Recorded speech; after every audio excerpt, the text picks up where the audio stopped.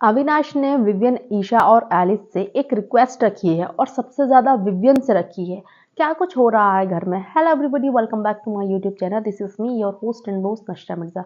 So guys, आपने देखा ही होगा, शेर और शायरी का माहौल चला पड़ा है और रजत फालतू की पोकिंग कर रहा है जबरदस्ती का। लेकिन उसको विवियन ने बोल रखा, मैं इसे फुटेज नहीं दूंगा, जैसे मैंने शहजादा को नहीं दी थी ऐसे ही मैं इसे नहीं लूंगा, इसको लेनी है फुटेज और वो मैं देने वाला हूँ नहीं। जब चीजें ज्यादा ओवर हो जा रही हैं, बहुत ज्यादा चीजें रजत करे जा रहा और लोग बोलते हैं इन चारों को ये बुली गैंग है, वो इतना गंदा टारगेट करते हैं, वो सारा झुंड एक साथ बैठकर इतना ज्यादा टारगेट करता है सबको, ये नहीं दिख रहा ऑडियंस को। तो क्या बोला अविनाश? बोला कि भाई अभी बहुत ज्यादा हो रहा है, आप इनको आंसर करो, इनके सामने बोलो, कुछ तो बोलो, क्योंकि अब हम बहुत ज्यादा डिफेंस मोड में चले गए हैं, हमें कुछ ना कुछ तो करना चाहिए, हम भी इतना सुन के नहीं ले सकते हैं। और उसने बोला कि मैं फिर अकेला ही बैठ जाऊंगा, वरना इनके सामने लड़ने की नहीं या फिर इनके सामने बैठने की। तो विवियन ने बोला तू बैठ जा, तुझे कोई मना थोड़ी कर रहा है, तू बैठ, आ चल फिर हम चलते हैं।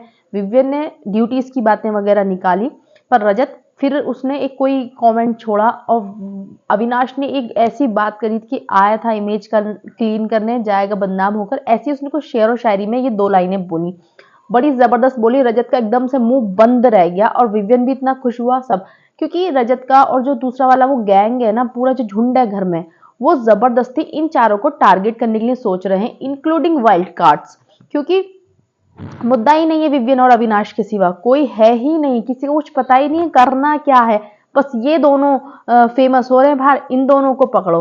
रजत डबल ढोल की अपने स्टैंड पे ही सीमित नहीं है, कभी कुछ बोल रहा है कभी कुछ बोल रहा है, इतना ज्यादा बोल रहा है कि ऑडियंस इतना कंफ्यूज हो रही है कि भाई तू है कौन सा रजत, ये बता दे हमें।